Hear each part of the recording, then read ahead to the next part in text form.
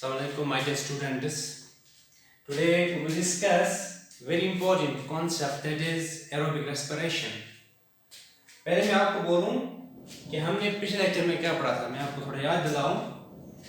हमने देखा था कि हमारे पास जो ग्लूकोज होता है सेल्स के अंदर, first it undergoes a process, a 10-step process, what we call as glycolysis. That's called as glycolysis. जो साइटोसोल में होता है, साइटोप्लाज्म में होता है सेल में, ग्लूकोज जो है ग्लाइकोलिसिस के थ्रू कन्वर्ट किया जाता है पायरूवेट में, what you call as pyruvic acid, pyruvate और pyruvic acid. This glucose is a 6 carbon compound. इसमें 6 कार्बन होते हैं. एक पायरूविक एसिड में या एक पायरूवेट में 3 कार्बन होते हैं, 3 कार्बन कंपाउंड. इसका मतलब हो गया ग्लाइकोलिसिस में एक ग्लूकोज से 2 पायरूविक एसिड मिलेंगे. एक में 3 कार्बन है, दूसरे में भी 3 कार्बन होंगे, तो टोटल 6 कार्बन. ग्लूकोज के 6 कार्बन बराबर 2 पायरूवेट में मौजूद होंगे. तो ग्लूकोज का कन्वर्ट होना पायरूविक एसिड के अंदर या पायरूवेट के अंदर, इस प्रोसेस को हम बोलते हैं ना ग्लाइकोलिसिस. फिर ये ग्लाइकोलिसिस कॉमन रूट है, कॉमन पाथवे है. रेस्पिरेशन एरोबिक हो या एनारोबिक और फर्मेंटेशन, ये प्रोसेस होना जरूरी है. रेस्पिरेशन एरोबिक हो या anaerobic, glycolysis is the common route, common pathway for both these events, or both aerobic and anaerobic respiration or fermentation. इसके बाद ऑक्सीजन हो तो एक प्रोसेस होगा, ऑक्सीजन ना हो तो दूसरा प्रोसेस होगा. तो हमने ऑलरेडी आपको बोला है, जो मैंने पढ़ा, मैंने आपको ये वाला पार्ट पढ़ा है. ग्लाइकोलिसिस हमने डिस्कस किया है डिटेल में, 10 स्टेप प्रोसेस है. फिर मैंने बोला आपको, अगर पायरूवेट को O2 नहीं मिलेगा, O2 is absent, negative. If O2 is absent, if oxygen is absent, this pyruvate undergoes the process of fermentation, what we otherwise call as anaerobic respiration. It undergoes fermentation. Fermentation में oxygen का जरूरत नहीं है, इसमें oxygen की जरूरत नहीं पड़ती. Fermentation 2 किस्म की हमने देखा है. One is called as alcoholic fermentation, alcoholic fermentation जिसमें इथेनॉल बनता है, C2H5OH. एक और है is called as lactic acid, lactic acid fermentation. तो ये हमने पढ़ा है. This part what we call as glycolysis, this we discussed. This part what we call as fermentation, this also stands discussed. अब आज हमें क्या पढ़ना है, that is aerobic respiration. अगर pyruvic acid को ऑक्सीजन मिलेगा, this pyruvic acid will undergo the process of aerobic respiration. Aerobic respiration में क्या हो जाएगा, शॉर्ट यहाँ बनाओ, इसके बाद मैं इसको एक्सप्लेन करूंगा डिटेल में. पायरूविक एसिड को पहले एक प्रोसेस हो जाएगा, that's called as link reaction, that's called as link reaction. Pyruvic acid को एक प्रोसेस होता है अगर ऑक्सीजन मौजूद होगा, इफ O2 इज प्रेजेंट. अगर ऑक्सीजन मौजूद होगा तो पायरूवेट के पास 2 ऑप्शंस होते हैं. अगर पायरूवेट को ऑक्सीजन नहीं मिलेगा तो ये जाएगा फर्मेंटेशन में. इसके बाद इसकी ऑक्सीडेशन हो जाएगी, तो बनेगा या अल्कोहल या I mean what we call ethanol, या बनेगा लैक्टिक एसिड.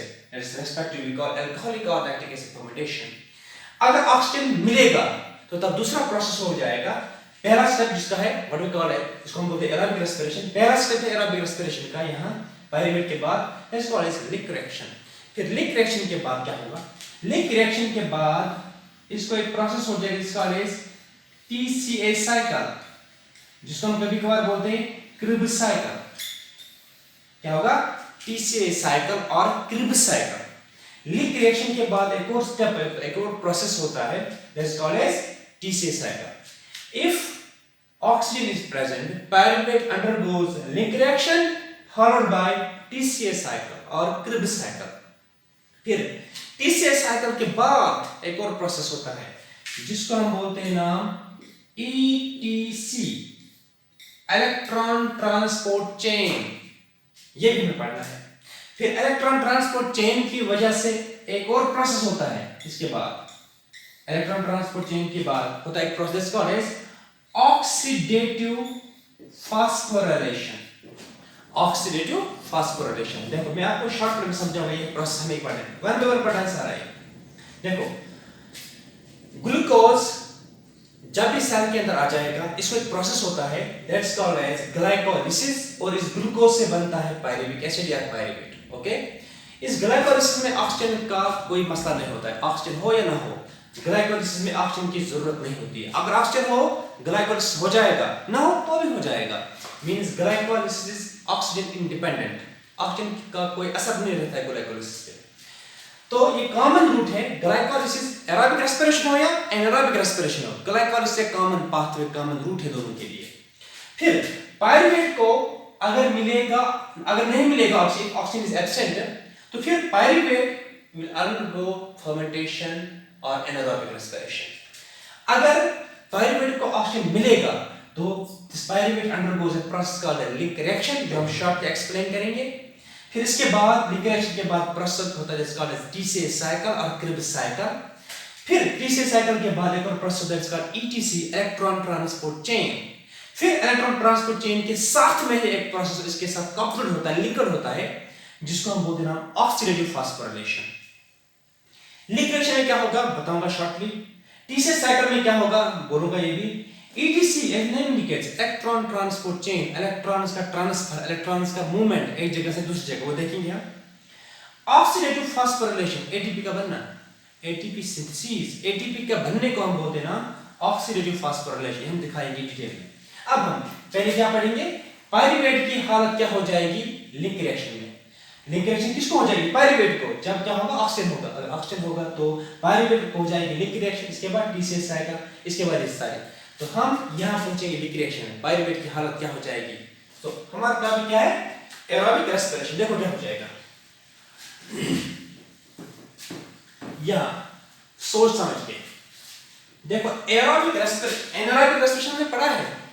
एरोबिक रेस्पिरेशन में क्या हो जाएगा, ग्लाइकोलिसिस के बाद हमारे पास क्या है ग्लाइकोलिसिस में, शाबाश, हमारे पास ग्लाइकोलिसिस में बनता है and product pyruvate, pyruvic acid.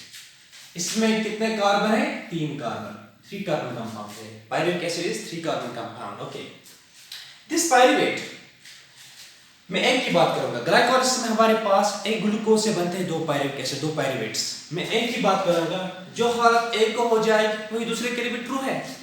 तो एक पायरुवेट की बात करते हैं यहां पे। इस पायरुवेट में कितने कार्बन है, 3 कार्बन। देखो इस पायरुवेट को एक प्रोसेस होता है, यहां लिखा होगा, इस पायरुवेट को एक प्रोसेस होता है। उस प्रोसेस में क्या होता है, इस पायरुवेट को कन्वर्ट किया जाता है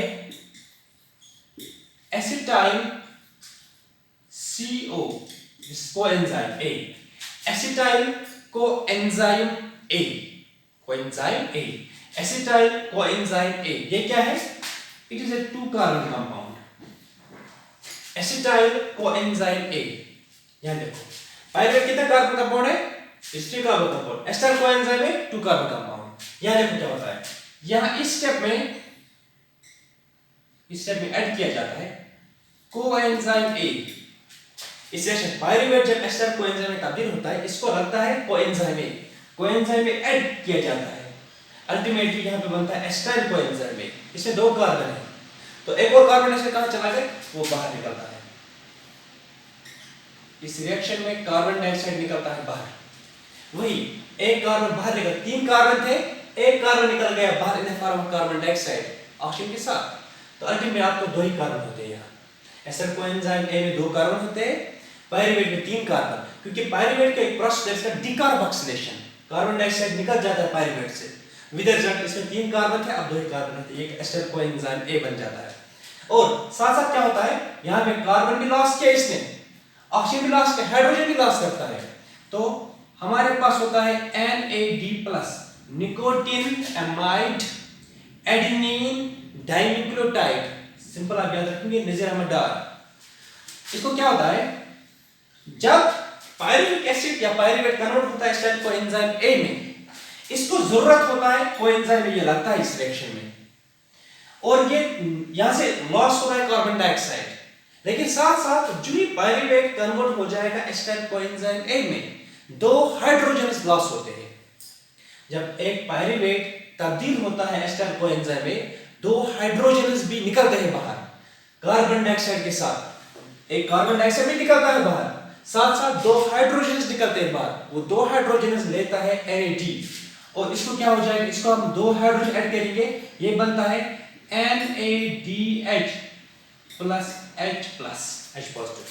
ये NADH प्लस H प्लस बनता है जब पायरूवेट कन्वर्ट होता है एसिटाइल कोएंजाइम A में, दो चीजें निकलते हैं बाहर। जब पायरूविक एसिड कन्वर्ट होता है एसिटाइल कोएंजाइम A में, दो चीजें बाहर निकलते हैं, एक कार्बन डाइऑक्साइड बाहर निकलता है डिकार्बोक्सिलेशन, और दो हाइड्रोजन निकलते हैं बाहर डिहाइड्रोजनेशन, और दो हाइड्रोजन उसको पकड़ता है NAD प्लस, और ये जो ही हाइड्रोजन दो ऐड हो जाएंगे NAD प्लस को, ये बन जाएगा NADH प्लस H प्लस। और इस रिएक्शन में चूंकि दो चीजें निकलते हैं बाहर, कार्बन डाइऑक्साइड निकलता है बाहर और दो हाइड्रोजन निकलते हैं बाहर, उन दो हाइड्रोजन को लेता है NAD प्लस, कन्वर्ट होना है NADH प्लस H प्लस में, और इस रिएक्शन में लगता है कोएंजाइम A।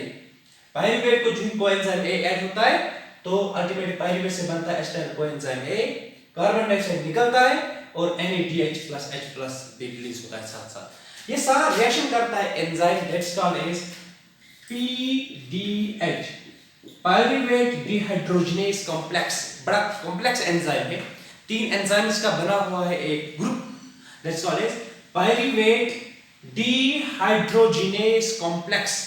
एक बहुत बड़ा एंजाइम कॉम्प्लेक्स है, तीन एंजाइम्स मिलके एक बहुत बड़ा एंजाइम बनाते हैं, enzyme complex pyruvate dehydrogenase complex इस रिएक्शन को कैटलाइज करता है। This conversion of pyruvate into acetyl coenzyme A by pyruvate dehydrogenase complex is called as Lick reaction.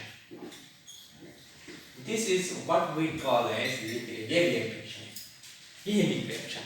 Lick reaction occurs only in case of aerobic respiration. Fermentation में Lick reaction होता नहीं है, anaerobic respiration में Lick reaction नहीं होता है। Means Lick reaction happens only in presence of oxygen. It is the aerobic part of respiration. It is completely absent in fermentation or what we say anaerobic respiration.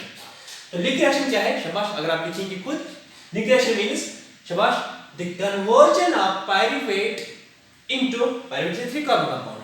The conversion of pyruvate 3 carbon compound bracket में लिखेंगे into acetyl coenzyme A bracket में 2 carbon compound by pyruvate dehydrogenase complex is called as Lick reaction. Lick reaction में क्या होता है शाबाश?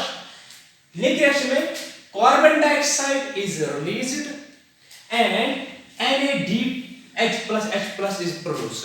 समझ आ रहा है? Lick reaction में कार्बन डाइऑक्साइड निकलता है और दो हाइड्रोजन निकलते हैं, वो दो हाइड्रोजन खाता है NAD plus, तो NADH plus H plus release होता है। और इस रिएक्शन में क्या लगता है? Lick reaction involves also coenzyme A, ये इसमें यूज होता है, तो बनता है फिर एसिटाइल कोएंजाइम A। ठीक है, तो सबस्ट्रेट क्या है लिक रिएक्शन का? पायरूवेट है ना। तो लिक रिएक्शन का प्रोडक्ट क्या है? Acetyl coenzyme A। Link reaction में रिलीज क्या होता है? Carbon dioxide. लिक रिएक्शन करता कौन है? Pyruvate dehydrogenase complex.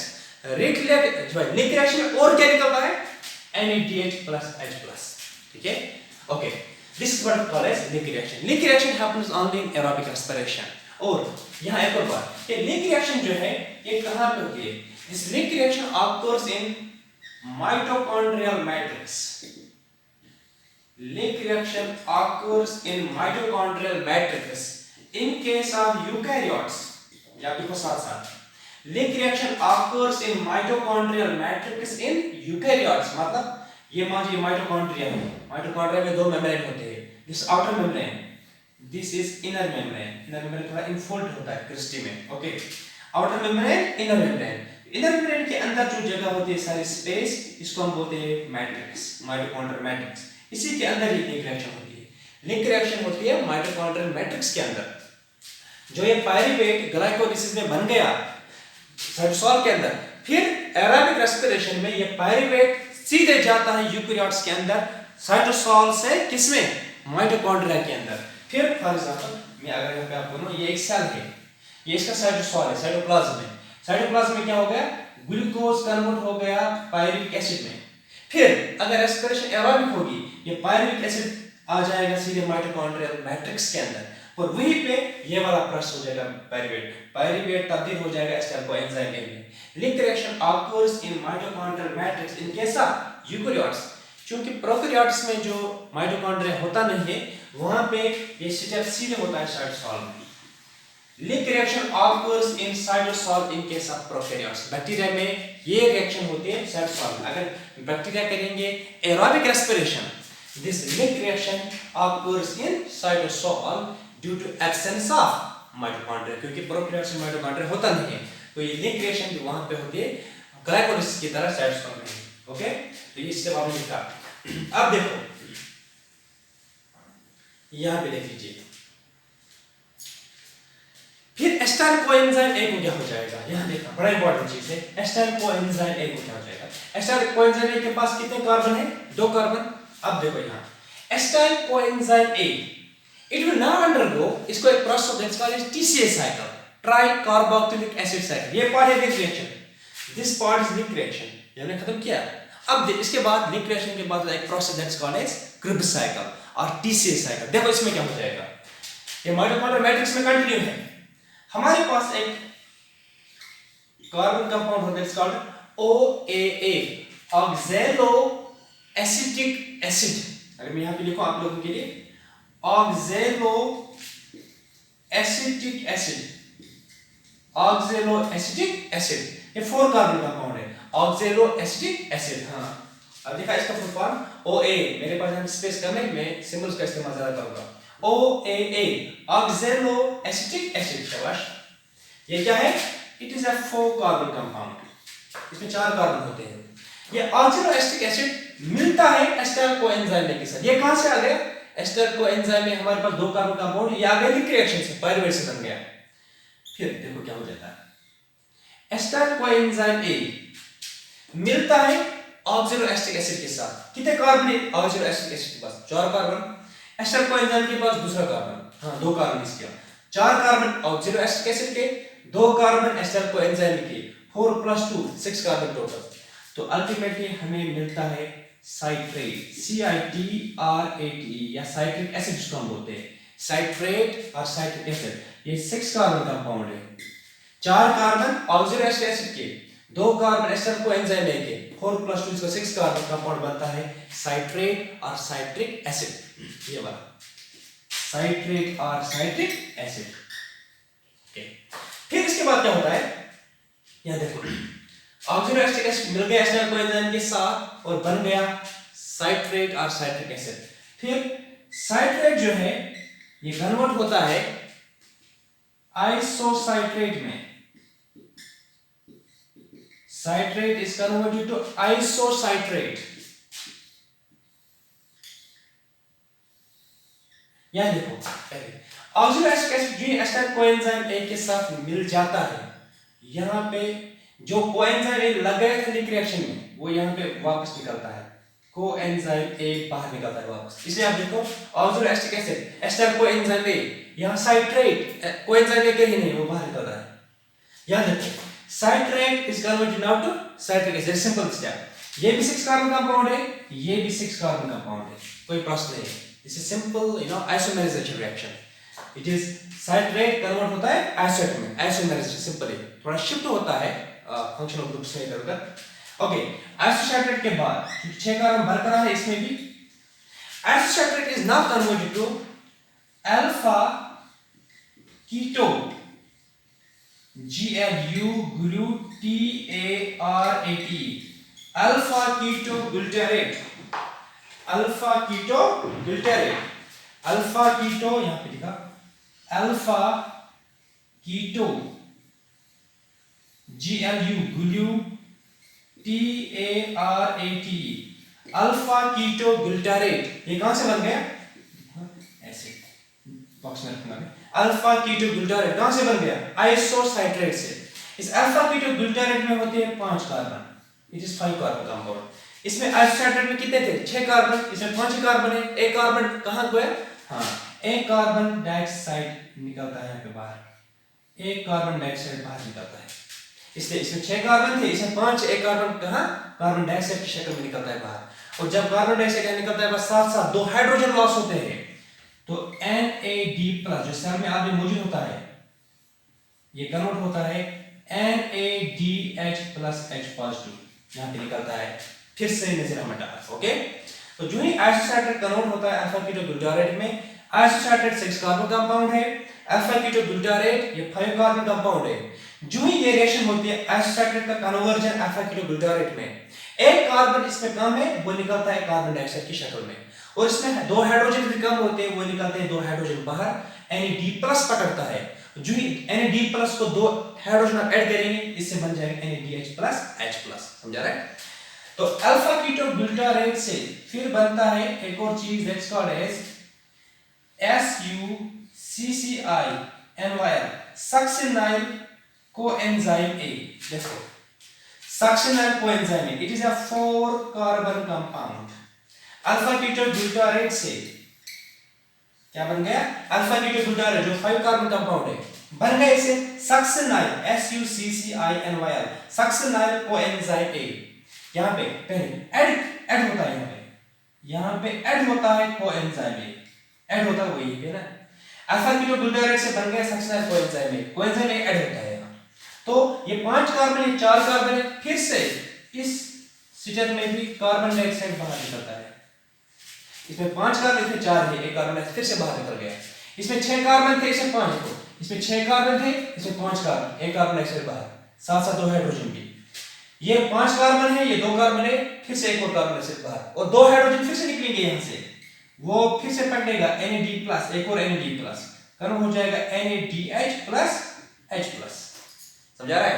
तो आइसोसाइटेट कन्वर्ट हो गया अल्फा कीटोग्लूटारेट में, एक कार्बन डाइऑक्साइड और 2 हाइड्रोजन निकल गए जो NADH निकल गए। अल्फा कीटोग्लूटारेट कन्वर्ट हो गया सक्सिनाइल कोएंजाइम में, तो एक कार्बन डाइऑक्साइड और NADH बन गया। ओके, फिर सक्सिनाइल कोएंजाइम A कन्वर्ट होता है, succinyl coenzyme A is converted to succinate. Succinyl coenzyme A is converted to succinate. तो यहां पे क्या होता है, जो सक्सिनाइल कोएंजाइम A सक्सिनेट में चेंज होता है, यहां पे एक ATP बनता है, ओब्लिक में लिखूंगा GTP। एनिमल्स में GTP बनता है, प्लांट्स में बनता है ATP। तो यहां पे होते हैं सबस्ट्रेट लेवल फास्फोराइलेशन, जो मैंने पढ़ा है आपको ग्लाइकोलाइसिस में। Okay, direct formation of ATP यहां पे। तो सक्सिनाइल कोएंजाइम A कन्वर्ट होता है सक्सिनेट में, यहां पे वापस निकलता है कोएंजाइम A, यहां पे ऐड हो गया था कोएंजाइम इसके पास है, अब फिर से फेंका बाहर। ओके, succinyl coenzyme is convert to succinate. Succinate 4 carbon compound है, सक्सिनाइल कोएंजाइम में 4 कार्बन, सक्सिनेट 4 कार्बन, तो यहां पे एक ATP निकल गया। Okay, succinyl coenzyme is convert to succinate. फिर सक्सिनेट जो है, सक्सिनेट इज कन्वर्ट टू, यहां पे succinate is convert to FUMARATE, fumarate. Fumarate में भी 4 कार्बन है। सक्सिनाइल कोएंजाइम में कन्वर्ट हो गया सक्सिनेट में, इसमें भी 4 कार्बन, इसमें भी 4 carbon. Succinate is convert to fumarate, इसमें भी 4 कार्बन है, तो कार्बन से कोई प्रॉब्लम नहीं। लेकिन जो सक्सिनेट कन्वर्ट होता है फ्यूमारेट में, तो FAD, फयाजामडार, फ्लेविन एडेनिन डाइन्यूक्लियोटाइड, इसका फुल फॉर्म है flavin, FLAVIN, flavin adenine dinucleotide. तो जो ही सक्सिनेट कन्वर्ट होता है फ्यूमारेट में, 2 हाइड्रोजन लॉस होते हैं, कार्बन नहीं। देखो यहाँ पे इसमें भी 4 कार्बन, इसमें भी 4 कार्बन, तो कार्बन डाइऑक्साइड में कोई प्रॉब्लम, कार्बन इसका निकल सकता है। यहाँ पे जो सक्सिनेट कन्वर्ट होता है फ्यूमारेट में, 2 हाइड्रोजन निकलते हैं बाहर, वो कौन पकड़ता है? वो पकड़ता है FAD। तो इसको 2 हाइड्रोजन दे दो, ये बनेगा FADH2, तो फयाजामडार यहाँ से बन गया। तो फ्यूमारेट जो है 4 कार्बन, फ्यूमारेट का नाम होता है, थोड़ा इसको OAA को थोड़ा यहाँ पहुंचाऊंगा, OAA 4 कार्बन कंपाउंड था, कुछ नहीं मैंने किया, थोड़ा शिफ्ट किया। हाँ, तो सक्सिनेट से बन गया फ्यूमारेट, इसमें भी 4 कार्बन, इसमें भी 4 कार्बन। फिर फ्यूमारेट से बनता है, फ्यूमारेट से बनता है मेलेट। मेलेट भी 4 कार्बन है, फ्यूमारेट 4 कार्बन, मेलेट 4 कार्बन, कोई चिंता नहीं, इसमें कोई प्रॉब्लम नहीं है, कोई कुछ नहीं होता है यहाँ पे। ओके, फिर मेलेट जो है, मेलेट कन्वर्ट होता है फिर ऑक्सोएस्टिक एसिड में। मेलेट कितने कार्बन? 4 कार्बन, ऑक्सोएस्टिक एसिड 4 कार्बन, है ना, 4 कार्बन। तो यहाँ पे क्या होता है, जो ही मेरे कन्वर्ट होता है ऑक्सिलो एसिटिक एसिड में, तो दो हाइड्रोजन निकलते हैं बाहर, पकड़ता कौन है, फिर से नजर डाल Na+, पकड़ता है दो हाइड्रोजन, जो मेरेट लॉस करता है, बनता है ऑक्सिलो एसिटिक एसिड, वो दो हाइड्रोजन लेता है Na+, बनता है NaDH+, H पॉजिटिव। ये जो स्टेप मैंने दिखाया है आपको, this is called as TCA cycle और क्रिब्स साइकिल और ऑब्लिक C6 साइकिल। बोलूंगा क्यों। देखो ये जो मैंने साइकिल दिखाया है, एस्टाइल कोएंजाइम में मिल गया ऑक्सिलो एसिटिक एसिड के साथ, ये 4 कार्बन, ये 2 कार्बन, बन गया 6 कार्बन कंपाउंड साइट्रेट, साइट्रेट से बन गया आइसोसाइट्रेट, आइसोसाइट्रेट से बन गया अल्फा कीटोग्लूटारेट, अल्फा कीटोग्लूटारेट से बन गया सक्सिनल कोएंजाइम, सक्सिनल कोएंजाइम में से सक्सिनेट, सक्सिनेट से फ्यूमेरेट, फ्यूमेरेट से मेलेट, मेलेट से फिर से वापस ऑक्सिलो एसिटिक एसिड। अब देखो ऑक्सिलिक एसिटिक एसिड जो लग गया था वो वापस आ गया, तो जो यहाँ पे कार्बन डाइऑक्साइड निकल गया, जो यहाँ पे कार्बन डाइऑक्साइड निकल गया, शुरू यहाँ पे भी, ये कहां से कार्बन आ गया। एस्टाइल कोएंजाइम के पास 2 कार्बन थे, एक कार्बन यहाँ लॉस हो गया कार्बन डाइऑक्साइड की शक्ल में, यहाँ एक कार्बन डाइऑक्साइड यहाँ पे इसकी शक्ल में, तो जो 2 कार्बन डाइऑक्साइड आपको मिलते हैं, 2 कार्बन जो लॉस होते हो रहा, क्योंकि ऑक्सिलो एसिटिक एसिड फिर से वापस बन गया, जो ही आपको 2 कार्बन डाइऑक्साइड निकलते हैं, एक कार्बन डाइऑक्साइड जब आइसोसाइट्रेट कन्वर्ट होता है अल्फा कीटोग्लूटारेट में, एक कार्बन डाइऑक्साइड जब अल्फा कीटोग्लूटारेट कन्वर्ट होता है सक्सिनल कोएंजाइम में, ये दोनों कार्बन डाइऑक्साइड के जो कार्बन है ये कहां से आते हैं, एस्टाइल कोएंजाइम। और आप देखो और ऑक्सिलो एसिटिक एसिड वापस साथ मिल गया, जो ऑक्सिलो एसिटिक एसिड के जो कार्बन होते हैं, हाइड्रोजन होते हैं और ऑक्सीजन होते हैं, इनमें से छल छांगर का साइंस वो तक क्या बन सकता है, what is TCA cycle, cribs cycle, it is छल छांगर आप पढ़ में कॉल है एस्टाइल कोएंजाइम, छल छांगर का साइंस उस चीज में खप नहीं है, एस्टाइल कोएंजाइम में तेरा खप अच्छे सकता है, मुझे carbon dioxide loss, hydrogen loss, carbon dioxide यहां पे सीधे लॉस होता है इन फॉर्म ऑफ गैस, तो हाइड्रोजन जो है जो लॉस होते हैं वो पकड़ता है मेजर डार और ये बनता है NaDH फिर, ओके। तो दिस क्रिब्स साइकिल है ना, what is the substrate, what is the basic, I say the acceptor, acceptor कौन है, इसका बेसिक कंपाउंड कौन है, सबस्ट्रेट कौन है इस TCA साइकिल का, this is oxalo acetic acid, है कि नहीं, ऑक्सिलो एसिटिक एसिड पकड़ा किसको है, acetyl coenzyme is the actual substrate, इसी को एक्चुअल प्रोसेस होता है, एस्टाइल कोएंजाइम में मिलता है ऑक्सिलो एसिटिक एसिड के साथ तो सारा प्रोसेस स्टार्ट होता है, ओके। अल्टीमेट वापस आपको मिलता है ऑक्सिलिक एसिड, लेकिन जो एस्टाइल कोएंजाइम है इसको ऑक्सीडेशन होती है और इसको होती है डिकार्बोक्सिलेशन, इससे कार्बन डाइऑक्साइड एसिड में निकलता है बाहर 2 जगह पे। अब देखो यहाँ पे कितनी जगह पे कार्बन डाइऑक्साइड निकलता है, 2 जगहों पे, एक यहाँ पे एक यहाँ पे, 2 जगहों पे कार्बन डाइऑक्साइड निकलता है। कितने जगहों पे नजर में डार बनता है, 3 जगहों पे, नजर में डार, नजर में डार, नजर में डार। कितनी जगह पे फॉर्म में डार, एक जगह पे, क्या फॉर्म में डार, कितनी जगह पे ATP, एक जगह पे, यहाँ पे ATP, समझा रहे हैं, अपनी जगह याद रखना है। देखो आप इस साइकिल, इस पार्ट को हम क्या बोलते हैं, इस पार्ट को, this part is called link reaction, यहां से लेकर यहां तक, इस स्टेप को हम बोलते हैं लिंक रिएक्शन। फिर जो लिंक रिएक्शन में आपका एस्टाइल कोएंजाइम है, इसी को प्रोसेस होता है जिसको आप क्रिब्स साइकिल क्यों बोलते हैं ऐसा, TCA cycle, try carboxylic acid cycle क्यों बोलते हैं ऐसा नाम, क्रिब्स साइकिल क्यों बोलते हैं, C6 साइकिल क्यों बोलते हैं, पहले मैं ही बोलूंगा C6 साइकिल क्यों बोलते हैं, क्योंकि इसका पहला प्रोडक्ट जो है ऑक्सिलो एसिटिक एसिड मिल गया एस्टाइल कोएंजाइम के साथ, बन गया साइट्रेट, साइट्रिक एसिड, इसमें 6 कार्बन होते हैं, that's why it's called as C6 cycle. 6 carbon compound, citrate is the first stable compound of this process, okay, so that's why C6 cycle, first stable compound is citrate, that's why it's called C6 cycle। क्यों बोलते हैं Krebs cycle, it was discovered by scientist, जिसका नाम था Hans Krebs, HANS KREBS, Hans Krebs scientist का नाम था जिसने देखा एक प्रोसेस पिजन के मसल्स में, it was discovered by Hans Krebs in pigeon muscles, in pigeon muscles, pigeon के मसल्स में, इनके सेल्स में डिस्कवर किया है cycle, okay. Krebs cycle is one of the scientists who discovered this process in muscles of pigeon।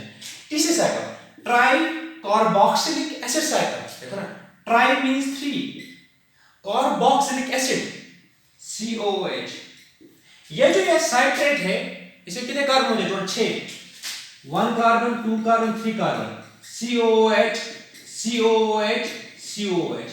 जो ये 6 carbon compound है citrate, पहला कंपाउंड है इसका स्टेबल कंपाउंड, इसमें 3 कार्बोक्सिलिक एसिड होते हैं। Carboxylic acid, carboxylic acid, carboxylic, कितने कार्बोक्सिलिक एसिड? 3। को try carboxylate cycle, try carboxylic acid cycle. This cycle is named cis cycle because first stable compound is citrate, which is 6 carbon compound.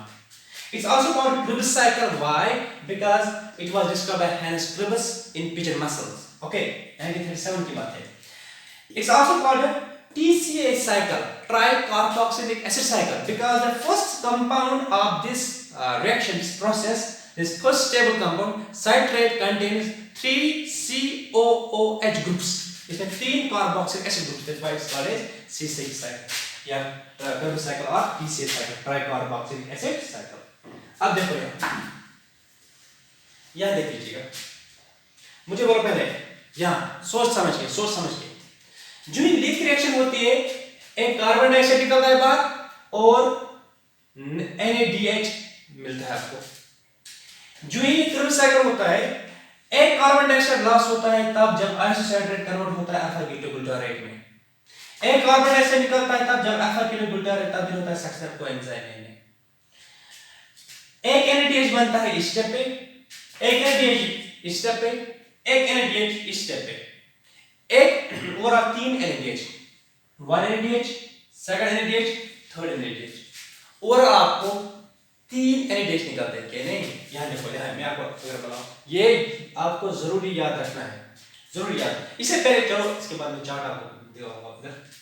इससे पहले हर reaction में एक enzyme लगता है, जिस तरह पायरुवेट कन्वर्ट हो गया एसिटाइल कोएंजाइम में, पायरुवेट डिहाइड्रोजिनेस कॉम्प्लेक्स लग गया था। ऑक्सोलैक्टिक एसिड मिल गया एसिटाइल कोएंजाइम के साथ, बन गया साइट्रेट। यहाँ पे लग रहा है एक एंजाइम जिसका साइट्रेट सिंथेस, में एंजाइम के नाम जरूरी नहीं है, साइट्रेट सिंथेस उस एंजाइम का नाम है। ओके, साइट्रेट कन्वर्ट होता है एसिटाइल में, एकोनिटेस एंजाइम लगता है। No, it's not needed. ना यहाँ पे एंजाइम जरूरत है, आपको याद रखना। ना यहाँ पे, अच्छा यहाँ पे एक एंजाइम लगता है, जरूरत नहीं, याद रखना। यहाँ पे एक और एंजाइम लगता है, जरूरत नहीं है। लेकिन यहाँ पे आपको एक एंजाइम जरूर याद रखना है। जब सक्सिनाइल कोएंजाइम एक कन्वर्ट होता है जब सक्सिनेट कन्वर्ट होता है फ्यूमेरेट में, इधर जब सक्सिनेट कन्वर्ट होता है फ्यूमेरेट में, जब FAD कन्वर्ट होता है FADH2 में, इस स्टेप पे when succinate changes to fumarate an enzyme is involved, उस एंजाइम का नाम क्या है? It's called as, आप देखो, succinate dehydrogenase, succinate dehydrogenase एक एंजाइम है। Kribs cycle कहाँ होता है? It occurs in mitochondrial matrix। अब देखो, Kribs cycle also occurs in mitochondrial matrix like link reaction, लिखा। Kribs cycle होता है mitochondrial matrix में in eukaryotes, but in prokaryotes it occurs in cytosol। okay, क्योंकि वहां पे all the enzyme, जो भी एंजाइम लगते हैं इसमें, वो कहाँ पे होंगे? mitochondrial matrix में, क्योंकि प्रोसेस वही पे होता है। all the enzymes of Kribs cycle are present in mitochondrial matrix, because all the enzymes of Kribs cycle are present in mitochondrial matrix except excluding, without, except succinate dehydrogenase। ये क्या करता है enzyme? It converts succinate to fumarate, हाँ, except succinate dehydrogenase, which is the only enzyme of Kribs cycle that is present on inner mitochondrial membrane। ये inner mitochondrial membrane के ऊपर होता है मौजूद, मैट्रिक्स में नहीं होता है, समझा रहा है? ये बहुत इंपॉर्टेंट है। All the enzymes of Kribs cycle are present in mitochondrial matrix except without succinate dehydrogenase, which is the only enzyme of Kribs cycle that is present in that is not present in mitochondrial matrix, that is present in that is present on inner mitochondrial membrane. Only enzyme of Kribs cycle that is present on inner mitochondrial membrane, not in mitochondrial matrix। और prokaryotes में ये होता है plasma membrane पे, क्योंकि वहां पे mitochondrial membrane है ही नहीं। In case of prokaryotes, it is present on what called as plasma membrane or cell membrane। Okay, ये बड़ा important point है।